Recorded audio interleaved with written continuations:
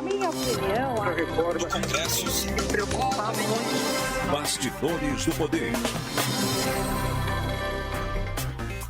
Olá, muito bom dia para todos vocês aqui sentados em frente à telinha da Band. Bom, tá começando Bastidores do Poder. E quem vai comigo nessa caminhada de 1 hora hoje é ela, de volta, Rose Guglielminetti. Muito bom dia, Rose. Bom dia, Zezé. Bom dia a todos e a todas. Eu estava imaginando que você iria falar quem vai comigo nessa empreitada é a Rose, né? Porque é uma empreitada, né, gente? É uma caminhada, e uma caminhada de 1 hora, mas uma caminhada gostosa, trocando assunto, vendo o que você acha disso, de aquilo, e também perguntando para os nossos convidados coisas, assuntos que nos interessam e que interessam a todos os moradores de Campinas. Bom, e quem está aqui conosco dessa vez é o Luiz Roberto Marighetti. Ele é diretor pedagógico da Secretaria de Educação de Campinas. Muito bom dia, Luiz Roberto. Bom dia, Zezé. Bom dia, Rose.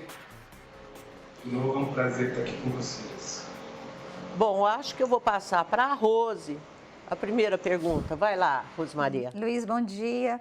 Bom, nós tivemos 2 anos de escolas fechadas, um retorno esse ano nas escolas com aulas presenciais, e havia uma preocupação da Secretaria de Educação em relação à evasão escolar, mesmo que na rede pública nós tenhamos aí até o 9º ano, né? Essa evasão ela pode ser mais preocupante no ensino médio.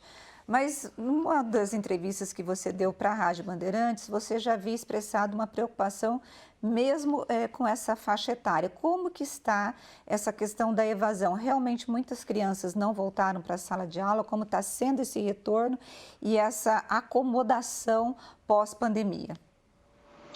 Rose, então, de fato era uma questão que nos preocupava e acho que agora a gente vai começar a verificar ela na prática, né?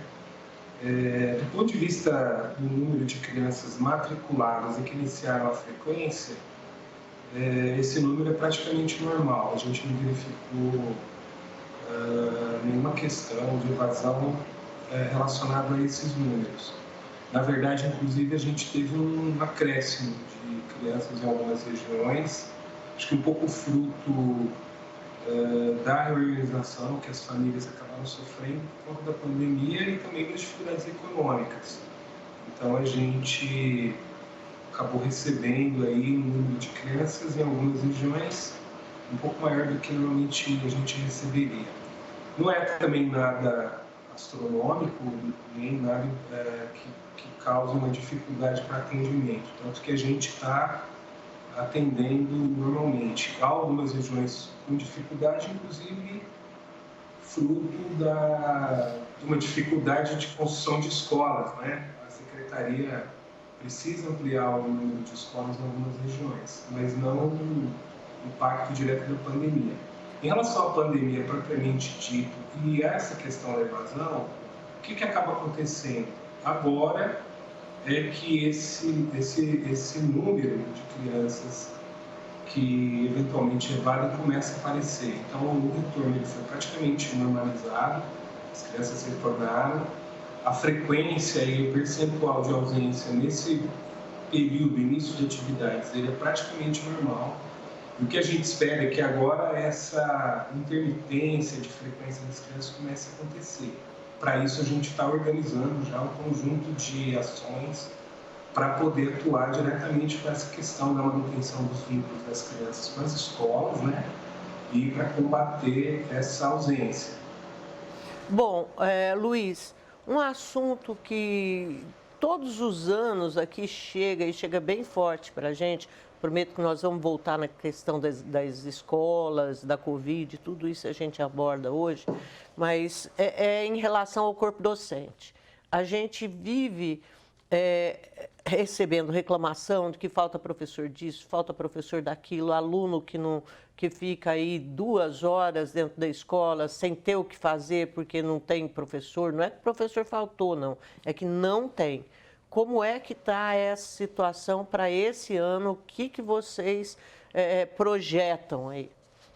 Esse ano a gente está com uma situação mais confortável em relação ao número de professores do que a gente já teve nos anos anteriores. Nos anos iniciais, por exemplo, a gente tem todas as vagas preenchidas, inclusive com o concurso aberto, e o ingresso de professor ele tem se dado à medida que a vaga é caracterizada. Então, assim que um professor aposenta ou desiste de trabalhar na prefeitura ou remove para outra cidade, enfim, assim que se constitui a vaga, a gente tem conseguido fazer o ingresso de novo professor e manter esse número adequado. Nos anos finais, isso é um pouco mais complicado porque a gente está lidando com muitas especialidades de professor, né? Então, algumas especialidades específicas a gente tem tido um pouco mais de dificuldade para preencher, mas nós não temos uma situação caótica de falta de professores como a gente já teve em outros anos. O que aconteceu agora, nesse início, e era uma coisa um pouco esperada, Zezé, era que a gente já tem um aumento grande do número de licenças. Por quê? Justamente para manter esse retorno mais seguro, muitas vezes o professor é afastado em função de sintomas gripais, né? Então, essa situação ela levou a um agravamento um pouco maior no início das atividades, que deve também melhorar com a melhora do quadro geral em relação à pandemia e essas doenças que são associadas e que geram sintomas semelhantes, como a gripe ou resfriados, por exemplo. Mas eu imagino que esse ano a gente está numa situação um pouco mais confortável em relação aos anteriores.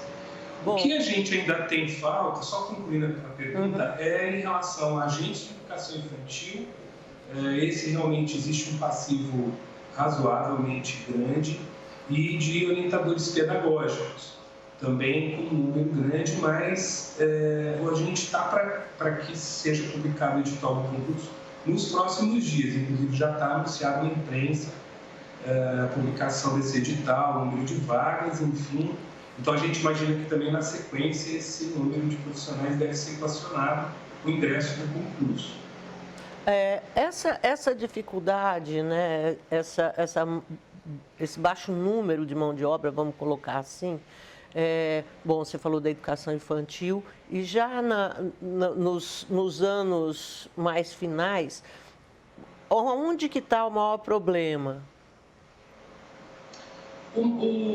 A gente teve alguns problemas, na verdade, e aí eu vou ser absolutamente honesto com vocês, né? Houve uma demora para a realização do concurso de agentes de educação infantil. Então, no caso dos agentes, a gente demorou um pouquinho para realizar o concurso, isso provocou um aumento grande no número de vagas, e demorou também por quê? Porque quando todos os preparativos para isso estavam finalizando, a gente começou o processo de pandemia. Então, preciso lembrar que a gente teve esses 2 anos de pandemia que causou algumas dificuldades em relação a isso. Então, acho que não é nenhuma responsabilidade da administração, mas a pandemia acabou agravando um pouco essa situação. Esse quadro também foi agravado, Zé, porque grande parte desses profissionais que hoje atuam com a educação infantil, quando a gente abre o concurso para professor, muitas vezes eles são aprovados no concurso de professor, aqui mesmo em Campinas ou em outros municípios, e trocam de carreira, deixam de ser agentes de educação infantil e assumem a carreira de professor. Então, muitas vezes a gente tem o mesmo profissional na prefeitura, mas a gente ocupa uma vaga e desocupa a outra. Essa é uma questão.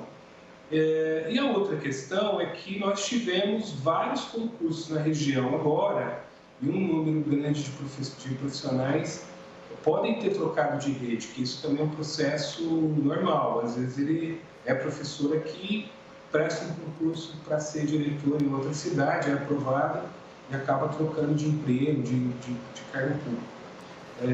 Essa é uma situação. Para algumas áreas muito específicas, às vezes a gente tem um número pequeno de pessoas concorrendo à vaga, isso de fato também ocorre. Mas isso também não é generalizado, nós temos isso em algumas áreas específicas.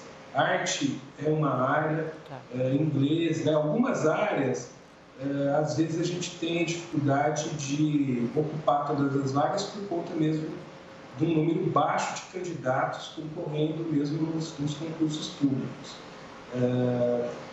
Acho que tem uma questão aí associada à própria questão da valorização da carreira, né? Precisa ser pensada, mas aí essa não é uma questão específica de Campinas, é uma questão nacional. O Brasil, de maneira geral, tem sofrido com essa questão da necessidade de valorizar a carreira docente, né?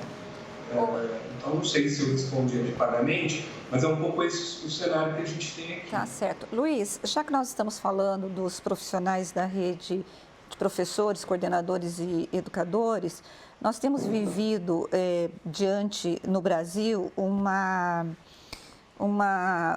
disputa muito grande na esfera política, né, em que a escola acaba recebendo esse antagonismo que nós estamos vivenciando no Brasil. Recentemente, aqui em Campinas, a Escola Municipal Maria Pavanaty Fávero acabou entrando no circuito porque um vereador de Campinas, que é o Major Jaime, fez um requerimento dizendo que os educadores estariam promovendo uma doutrinação política de esquerda e ali criticando a direita. Isso está em investigação, o Sindicato dos Servidores acabou fazendo uma moção de repúdio, dizendo que isso era fascismo, caça às bruxas.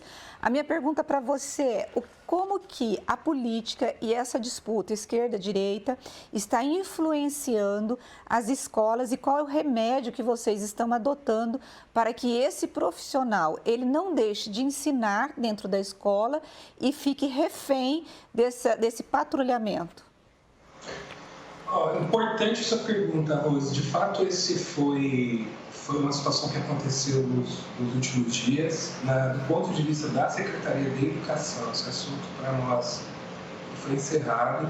A verificação dos fatos que foram encaminhados pelo requerimento do vereador, a verificação foi feita e a gente, de forma bastante tranquila, fez a resposta. Não entendemos que houve em nenhum momento, nenhuma atividade de doutrinação na escola. O que aconteceu naquela escola, em virtude dos fatos que foram narrados, são situações normais e que tem diversas maneiras de abordar. E a abordagem que se deu ali foi uma abordagem pedagógica, que é a recomendação das diretrizes curriculares do município. Então, quando a escola faz o que ela fez, naquele caso, é na verdade o que a gente espera que ela faça. Então, não houve nenhuma situação nós não verificamos situação alguma de doutrinação ali, mesmo naqueles fatos narrados.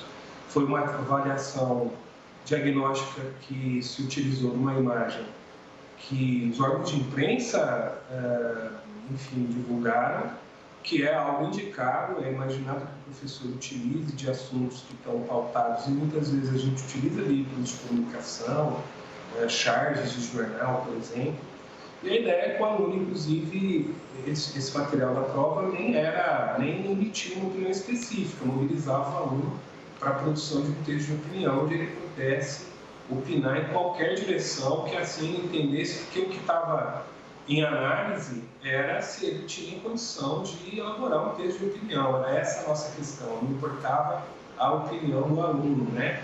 Então, foi o material para mobilização. E a pichação que foi feita também era para uma atividade de arte urbana que estava sendo feita. O aluno fez a pichação, a escola fez a discussão com ele da conveniência disso acontecer no espaço escolar e você ter que abrir isso para diversas manifestações, e se isso era razoável ou não. Fez a discussão com o aluno, o próprio aluno entendeu que isso não é adequado e foi resolvido essa situação com o aluno. Era esperado que a gente fizesse essa conversa com o aluno ao invés de simplesmente ir lá e pintar a parede. Então, o que a escola fez, do ponto de vista das diretrizes curriculares está perfeito, a gente não tem nada a acrescentar, foi isso que foi respondido.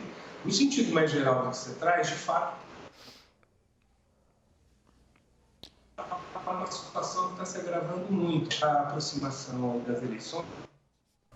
Bom, gente, nós estamos tendo problema com o Skype do professor Luiz Roberto Marighetti, mas eu acho que ele já falou conosco bastante sobre como está a educação aqui, abordou temas importantes.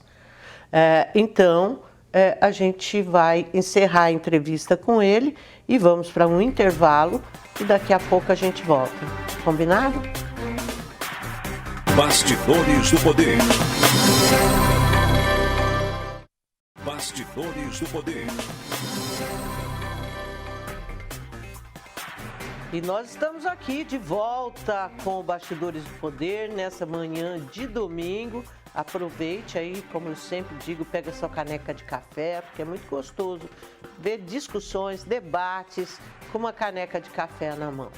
E agora a gente vai receber aqui para falar conosco sobre as transformações que essa guerra da Rússia já provocou, com o cientista político e especialista em relações internacionais, o Gustavo Oliveira Menezes.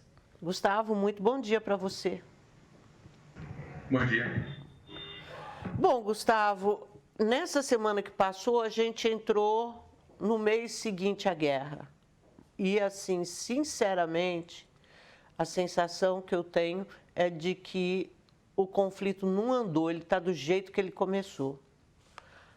Assim, sem a gente saber o rumo que vai tomar, sem que as sanções duras que foram tomadas tenham tido alguma eficácia para fazer a Rússia recuar, mas a gente tem a história da Rússia andando devagar.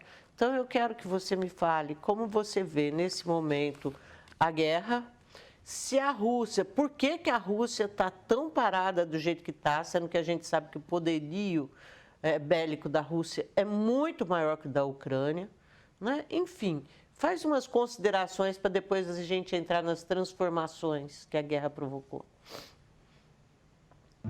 Bom, como você falou, há uma certa estagnação, no sentido de que no momento que a gente está falando não existe ainda um prospecto de uma resolução rápida desse conflito. As ações militares continuam, há negociações políticas em curso entre a Rússia e a Ucrânia, mas ao mesmo tempo essas negociações tiveram pouco progresso tangível. Até o momento apenas a questão da neutralidade da Ucrânia, ou seja, a renúncia da Ucrânia ao acesso na OTAN, ela parece mais avançada, mas mesmo assim essa questão dependeria também de outras questões que a Ucrânia busca, né? Que são principalmente a questão de garantias de segurança de outros países estrangeiros, das potências ocidentais, fala-se também na Turquia. Então, esse é o único... essa é a única questão em que há já um certo progresso, uma certa aproximação nas posições dos dois lados, mas ainda é muito pouco para se encaminhar a uma solução política mais ampla, até porque a Rússia também tem uma série de outras exigências quanto à Ucrânia. E como você falou, também há uma certa estagnação nas frentes. A Rússia fez consideráveis avanços no território ucraniano, em todas as frentes, no norte, leste, no sul, mas essas frentes do norte, por exemplo, ao redor de Kiev, por exemplo, a capital ucraniana, já se encontram há algum tempo estagnadas. No sul, a Rússia fez avanços rápidos no início da guerra, mas também avança mais lentamente agora nos últimos dias. E no leste, onde tem havido, na região do Donbass, onde tem havido as confrontações mais intensas, também a Rússia tem registrado avanços, mas não tão rápidos ao longo dos últimos dias. E isso eu creio que tem a ver muito com a resistência das forças ucranianas, que tem sido, ao que parece, mais intenso do que aquilo que a Rússia parecia esperar, né? Fora que também há uma série de relatos de que as forças russas estariam enfrentando uma série de problemas de ordem logística, por exemplo, né? Então, essa questão da resistência ucraniana e de alguns relatos de problemas que as forças russas estariam encontrando lá no território ucraniano, tudo isso estaria, de certa maneira, retardando os avanços militares da Rússia. Mas, como a gente pode observar nos mapas dos avanços ao longo da guerra, a Rússia já fez, aí, ao longo desse mês, significativos avanços, embora, como eu falei, nos últimos dias, esses avanços não tenham sido tão extensos, tão rápidos, tão intensos como em etapas anteriores. Gustavo, duas perguntas. A primeira em relação, além da questão da OTAN, né, que a Rússia, ela terminantemente se nega a aceitar que a Ucrânia venha fazer parte da OTAN, quais são as outras reivindicações que a Rússia vem fazendo à Ucrânia? E a segunda pergunta tem a ver com isso que a gente falava agora em relação às sanções. A maior parte do pessoal que eu tenho ouvido tem dito que as sanções foram fortes, deram uma balançada no Putin, mas o que seria de fato forte seria se o Ocidente, principalmente a Europa, né, a gente está falando, deixasse de comprar gás da Rússia. Aí sim seria um problema imenso, coisa que a Europa fala, não posso, e que vem tentando desesperadamente encontrar aí saída para essa dependência que tem da Rússia. Então, me fala sobre essa questão das reivindicações e depois dessa questão do gás, do corte do gás, da Europa não poder, esses assuntos, por favor. Bom, fora a questão da OTAN que você mencionou, ou seja, a Rússia exige que a Ucrânia seja um país neutro, ou seja, um país fora de qualquer aliança militar, incluindo principalmente a OTAN, claro, né? Quando a Rússia fala isso, de neutralidade, fala de a Ucrânia estar fora da OTAN. A Rússia tem exigido uma série de outras, tem feito uma série de outras demandas com relação à Ucrânia. Uma delas também tem relação com essa questão da segurança, do aspecto militar, que é o que a Rússia tem chamado de desmilitarização da Ucrânia. Que isso significa, basicamente, desabilitar o potencial bélico da Ucrânia no sentido de impedir que a Ucrânia tenha qualquer tipo de armamento que possa ser, na visão da Rússia, uma ameaça para a Rússia. Inclusive, quando a Rússia inicia a guerra, o que se observa, né, nas ações militares da Rússia é frequentemente o ataque a uma série de instalações militares da Ucrânia, né? Então, por meio da própria guerra, a Rússia também já tentou atingir esse objetivo político e é uma coisa que tem aparecido também nas negociações políticas. Fora essas questões que tem mais a ver com a questão da segurança, o aspecto militar, existem também as duas questões territoriais. Como eu falei, em 2014, a Rússia anexou a região da Crimeia, que era da Ucrânia, mas a Rússia anexou em 2014, né, em retaliação àquela crise política em que foi derrubado um governo que era amigável da Rússia. E a Ucrânia, evidentemente, não reconhece essa anexação, a Ucrânia continua a considerar a Crimeia como parte do seu território. E naquele mesmo contexto de 2014, a Rússia apoiou os movimentos separatistas nas regiões de Donetsk e Luhansk. Nessas províncias de Donetsk e Luhansk, elas formam a região do Donbass, no leste da Ucrânia. Então, a Rússia apoia esses separatistas e, de fato, por meio da guerra, esses separatistas, com o apoio da Rússia, eles entram em guerra com o governo central ucraniano e eles estabelecem controle sobre diversas partes dessas duas províncias de Donetsk e Luhansk. E agora que elas tiveram reconhecimento da Rússia, elas têm o apoio da Rússia também para conquistar o restante dessas províncias, né, de Donetsk e Luhansk, que antes estavam sob controle da Ucrânia. Então, a Rússia reconhece, alguns dias antes de invadir a Ucrânia, a Rússia reconheceu as independências das repúblicas de Donetsk e Luhansk e ela exige também que a Ucrânia reconheça essas independências. Então, são as duas demandas territoriais, que a Ucrânia reconheça que a Crimeia é parte da Rússia e que a Ucrânia reconheça que as repúblicas de Donetsk e Luhansk são países independentes. Há também a questão que a Rússia tem chamado de desnazificação da Ucrânia, que ainda é algo um pouco nebuloso se a gente analisa pelas declarações dos oficiais russos e também do que se tem ouvido falar das negociações, mas creio que isso tem a ver principalmente com dois aspectos. O primeiro é algum tipo de punição ou proibição dos grupos de extrema-direita nacionalistas da Ucrânia, que inclusive esses grupos, alguns deles participaram no conflito no Donbass, e a Rússia acusa esses grupos, né, alguns deles que inclusive têm de fato uma influência neonazista na sua origem, esses grupos participaram do conflito no Donbass, e a Rússia acusa esses grupos de terem cometido crimes de guerra, portanto pode-se especular que a Rússia exige algum tipo de punição ou proibição desses grupos. E o segundo aspecto tem a ver com, que eu acredito que possa aparecer também ao longo dessas negociações, que é o interesse da Rússia de revisar as políticas de memória na Ucrânia. Então, quando começa toda essa questão do conflito com a Rússia, lá em 2014, vai, de certa maneira, haver um fortalecimento do nacionalismo ucraniano, e isso se traduz na busca por referências do passado que tiveram, né, algum tipo de atuação para a independência da Ucrânia contra a Rússia, contra a União Soviética. Isso diz respeito particularmente a alguns líderes, a algumas pessoas, grupos da Segunda Guerra Mundial que lutaram pela independência da Ucrânia e resistiram, né, lutaram contra a União Soviética, mas também em determinados períodos da história desses grupos. Em determinados períodos, eles colaboraram com a Alemanha nazista e também participaram de perseguições a outros grupos não ucranianos, participaram do Holocausto, por exemplo, né? Então, na Rússia, inclusive, por conta de ter toda essa questão do culto, né, a vitória soviética na Segunda Guerra Mundial, toda essa questão da exaltação que existe na Ucrânia dessas figuras, ela é bastante ofensiva para a Rússia, e creio que quando a Rússia fala em desnazificação, ela também inclui esse aspecto. E, por fim, outra questão que também apareceu, mas também ainda não é muito claro como está sendo negociado, né, nas negociações entre Rússia e Ucrânia, é a questão do status da língua russa na Ucrânia. Grande parte da população da Ucrânia usa a língua russa, preferencialmente, isso particularmente nas regiões leste e sul, e desde 2014, também por conta desse contexto de um nacionalismo mais forte na Ucrânia, foi adotada uma série de leis que promoviam o uso da língua ucraniana, né, e, de certa maneira, isso, de maneira mais ou menos direta, era prejudicial para o uso da língua russa. Então, tem se falado nisso também, de que a Rússia exigiria alguma forma de remoção dessas leis que a Rússia considera que são discriminadoras, que prejudicam o uso da língua russa na Ucrânia. Bom, quanto às sanções, né, o que de fato seria mais forte, você tem razão, a questão da energia é fundamental. Já foram adotadas algumas medidas nesse sentido. Logo quando a Rússia reconhece as repúblicas de Donetsk e Luhansk como estados independentes, a Alemanha, por exemplo, ela suspende a certificação do projeto Nord Stream 2, que era o grande projeto gasoduto que ligaria diretamente a Rússia à Alemanha. Os Estados Unidos também restringiram a importação do petróleo russo, mas ao mesmo tempo não houve uma ruptura completa com esse tipo de relações com a Rússia. E isso tem muito a ver com a questão que você mencionou também, que é a interdependência, né?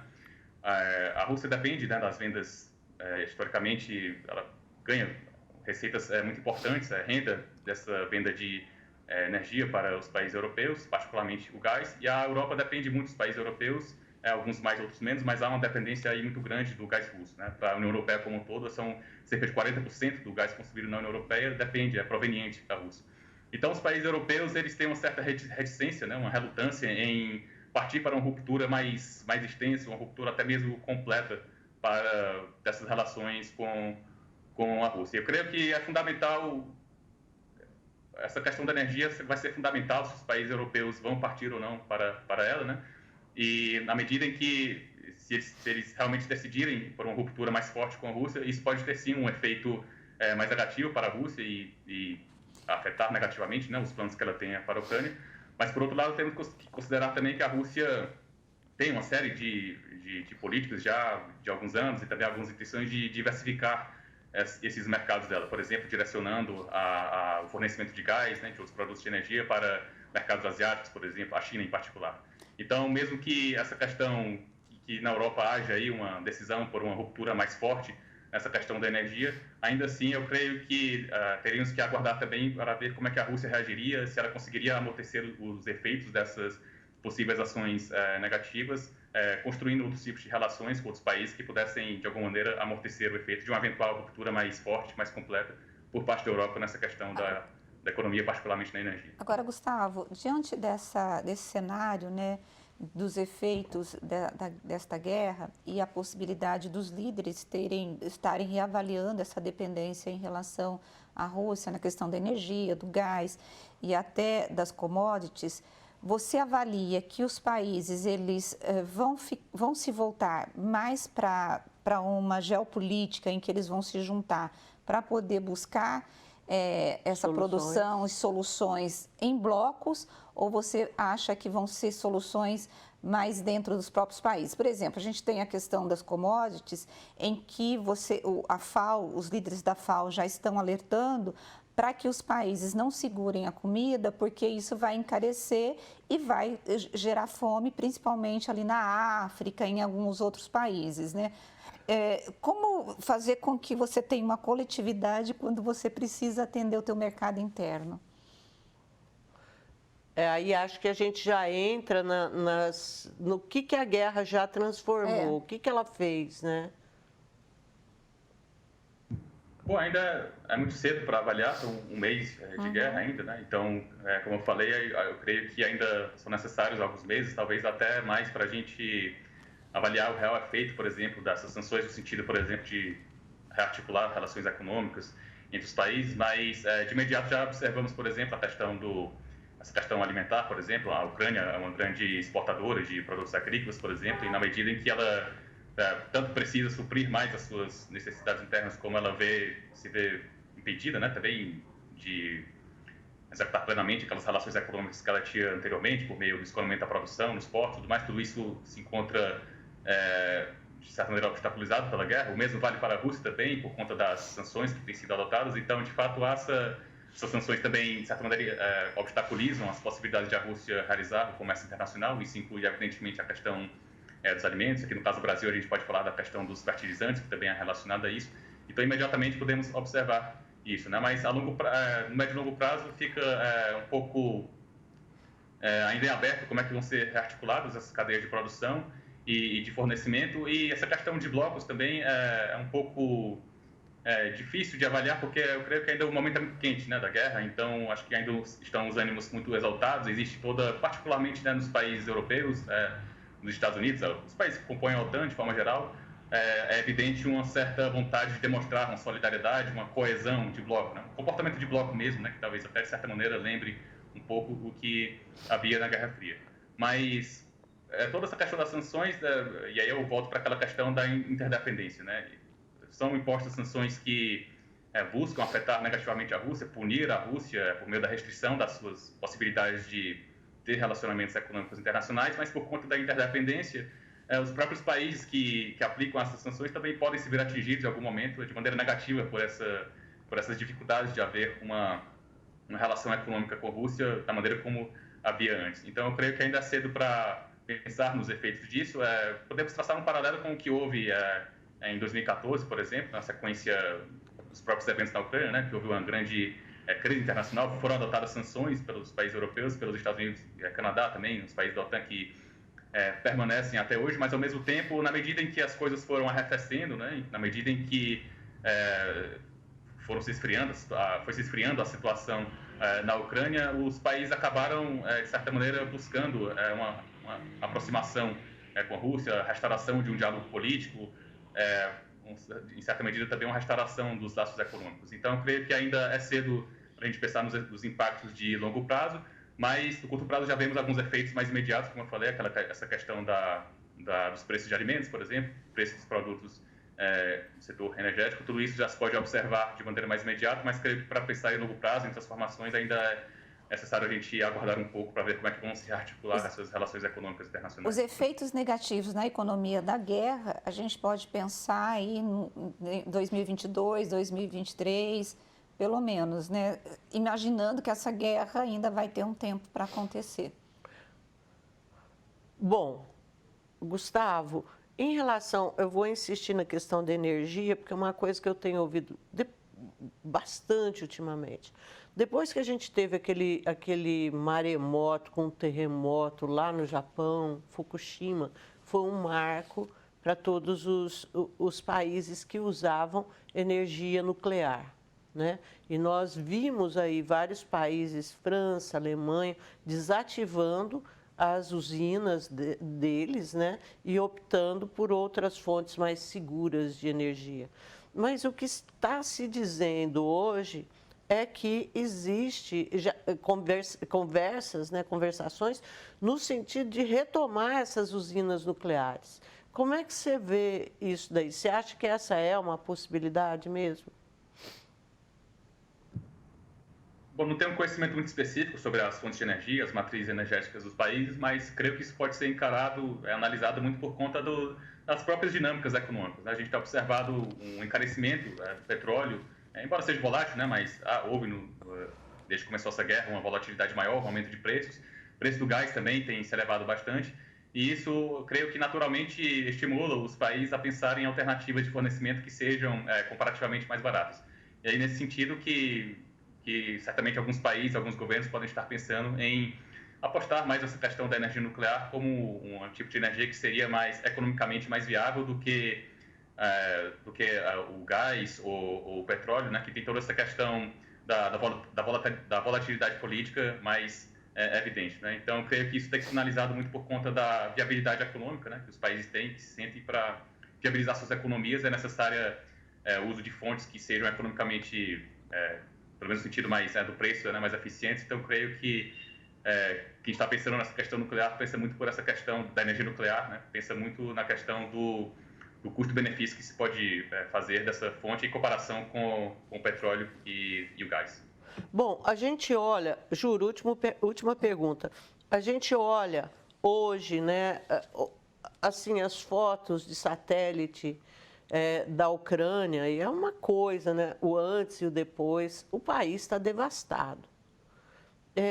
Como é que vai ser essa reconstrução? A Ucrânia vai fazer isso sozinha? Esses países do OTAN, qual que é a perspectiva tua em relação a isso? Porque a guerra vai acabar uma hora, mas vai ter um país dizimado, né?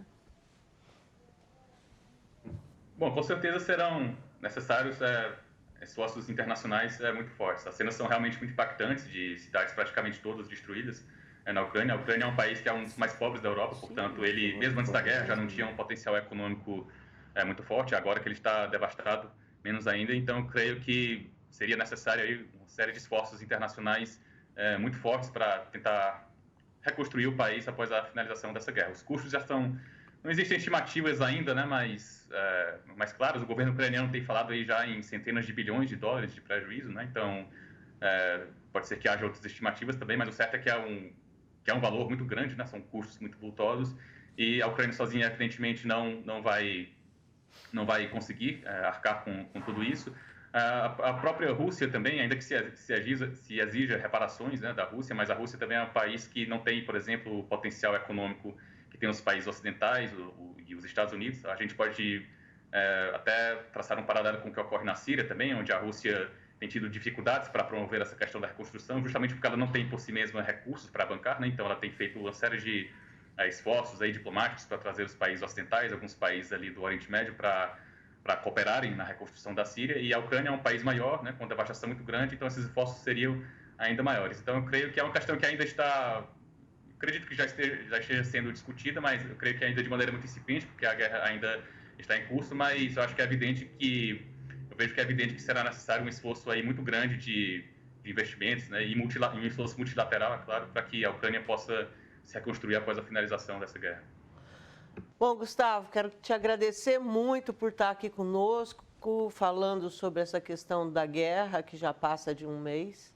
Um bom dia para você, bom resto de domingo e muito obrigada. Obrigado, bom dia para vocês, um abraço, até a próxima. Até.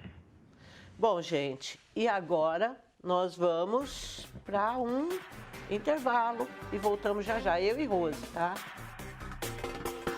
Bastidores do Poder. Bastidores do Poder. Estamos de volta com Bastidores do Poder para o último bloco. E agora a gente vai falar um pouco com vocês sobre as questões aqui de Campinas, Brasil e tudo mais. Você estava sugerando um monte de assunto. Não, vamos começar com a história do Alckmin no PSB. O ex-governador Geraldo Alckmin finalmente assinou a ficha de filiação nesta semana no PSB, que é o partido aí socialista, né, com a promessa de que ele vai ser o candidato a vice-presidente na chapa do ex-presidente Luiz Inácio Lula da Silva. E o discurso do Alckmin, obviamente, chamou a atenção, porque ele disse que o Lula seria a esperança do país e que precisa ter maturidade, porque apesar deles estarem, em alguns momentos, estiveram, né, em alguns momentos em lados opostos e como adversários políticos mesmo, no passado, eles nunca deixaram de respeitar a democracia.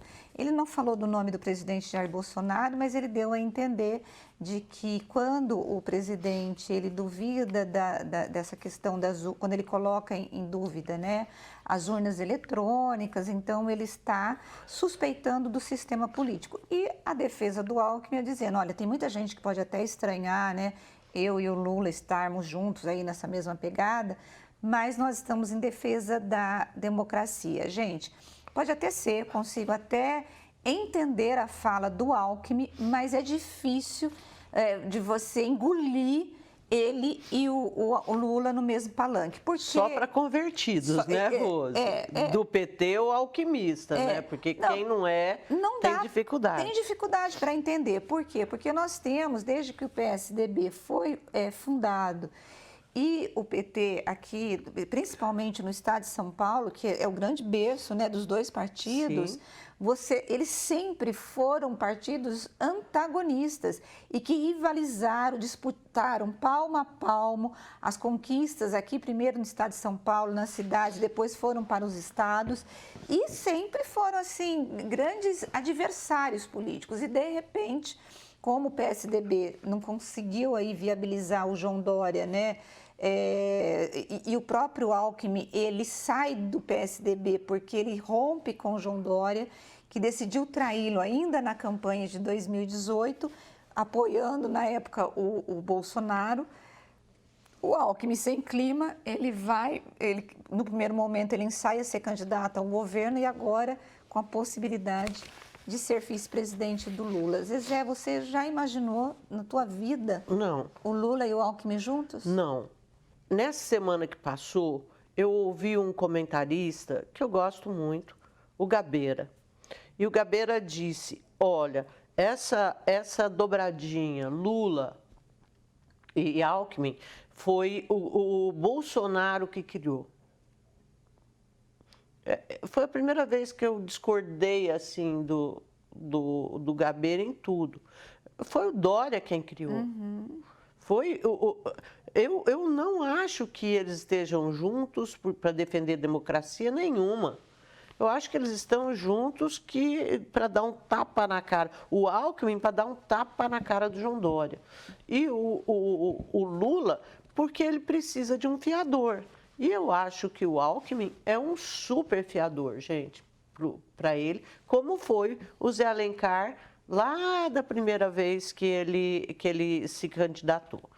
Assim, então, quando eu falei para você, é para convertido que eles estão falando para petista e para alquimista, para quem está junto. Mas olha, para vocês terem uma ideia, das pessoas que eu conheço que votaram no Alckmin em todas as eleições, porque ele tinha aqui um reduto muito forte para ganhar o primeiro turno. Né? A grande maioria diz que nunca mais vota nele, nunca mais. Se sente traída. Mas aí você também pode ter gente que vai pensar ao contrário, Não. né? Sim, mas eu estou falando desse cara que votou a vida inteira no Alckmin. Ele sente uma dificuldade muito grande por causa exatamente do tipo de disputa que tinha PT e PSDB aqui no estado de São Paulo. O PT rotulava como ladrão, como um bando de ladrão. Se você votasse no PSDB, você era contra o trabalhador, você sabe, era assim que era nesse nível. Então fica difícil para entender, Rose. Pois é, agora, porque o Alckmin, ele deixa o PSDB, mas ele não vai conseguir se desfazer dessas penagens ou dessas plumagens tucanas, né? Porque ele nunca vai ser um PSBista. Ele não vai ser. Ele é a personificação de um líder que nasceu dentro do PSDB ali, que se fez, né? Saiu do MDB, depois montaram o partido. Então, assim, é complicado. Agora, o que eu acho, Zezé, é que o próprio país nosso está muito perdido, que se você pensar, nós não temos uma terceira via estabelecida. Porque o Alckmin, ele sai... Não tem mais, não vai ter. Nós vamos ter o Lula de um lado e o Bolsonaro do outro disputando, porque eu não consegui ver ainda uma terceira via, seja o Ciro Gomes, o Moro, o Sérgio Moro. Quem mais nós temos? O João Dória. O João Dória, eu nem sei, gente, se ele vai ser o candidato do PSDB. Sei, te dizer a verdade. Porque o próprio PSDB já está conversando com outros partidos para sair uma federação, sair uma união aí. União Brasil, PSDB e até com a possibilidade do Eduardo, que é o Eduardo... Meu Deus. Lá, governador do Rio Grande do Sul. Governador do Rio Grande do Sul, de ser o candidato, né? E Eu acho que dificilmente Ele nós se teremos viabiliza, uma também acho terceira. que Eu não. também acho que ele não vai se viabilizar. Acho que dificilmente nós teremos uma terceira via. E a disputa vai ser entre Bolsonaro e Lula. E vai ser uma campanha sangrenta, sangrenta. E eu acho Eu que... fico Sabe o que não olhando. pode acontecer? Nós poderemos ter o voto nulo como primeiro candidato. Como primeiro colocado na nas eleição. eleições. Por quê? Porque muita gente não vai querer votar nem no Lula e nem no Bolsonaro, porque o Bolsonaro também perdeu voto, porque o antipetista, aquele que falava assim, não suporto o PT e vou votar em outro candidato e vou votar no Bolsonaro, nesses vota 4 nele. anos o Bolsonaro também perdeu esse eleitor. E esse eleitor, ele está órfão, sem saber para onde ir. E ele pode descarregar Eu acho o voto no voto nulo. que parte desse eleitor está com o Moro, outra parte está com o Ciro, sabe, tá com esse pessoal. E tenho a impressão que quem estiver com o Ciro, naturalmente vai para o Lula. E quem estiver com o Moro, naturalmente vai para o Bolsonaro. Não tem como ser uma coisa diferente. Enfim, né? Mas, olha, é assim, então essa filiação do Alckmin, né, sacramentou aí a mudança dele, porque ele não tinha mais clima, não tinha... O Dória colocou ele para fora, né, do PSDB, Foi. né? E Que vamos coisa, combinar hein? que o Dória tem, assim, uma facilidade para arrumar inimigos, né? Mas assim, eu acho que o PSDB com o Dória não é PSDB, tinha que ter até outro nome. Não, Rose, não faz sentido. O PSDB não é assim como o Dória. Um trator. O PSDB é um partido mais... Ele não é tão pragmático como o Dória é pragmático. O PSDB é dogmático. E eu acho que isso sempre foi o PSDB, ao ponto da gente falar que ele era em cima do muro. Pois é. A vida inteira, um partido em cima do muro. Bom, mas enfim, Rose, nessa semana nós tivemos aí também o que para mim foi um escândalo. Muita gente está minimizando, mas assim, para mim foi o fim da picada, a história. Aliás, não é dessa semana que passou, é da semana retrasada, acho que sexta-feira da semana retrasada. Não, ou é dessa. Gente, enfim. É da história dos pastores? A história dos pastores. Dessa semana. Rose, que é isso, minha amiga? Vamos primeiro faz a contextualização. Não, faz você que eu tô Bom, com gente, gripe. é o seguinte, 2 pastores que não são nomeados, não são funcionários do Ministério da Educação, o pastor Gilmar é um deles, né? E esses pastores... Gilmar Santos? É nome.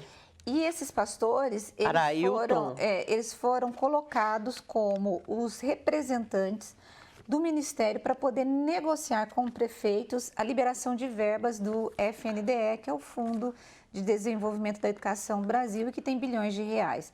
Segundo esses prefeitos, em matérias que saíram nos jornais, no Estadão e na Folha de São Paulo, esses pastores cobravam propina para poder liberar os recursos. Mas o que chama atenção, na verdade, foi um áudio que foi vazado durante a semana do ministro da Educação, do Milton, né, em que ele coloca que realmente a decisão de liberar dinheiro e verba do Ministério da Educação passa por esses pastores que seriam aí, que teriam costas quentes do próprio presidente da República. Que foram indicados pelo presidente da República.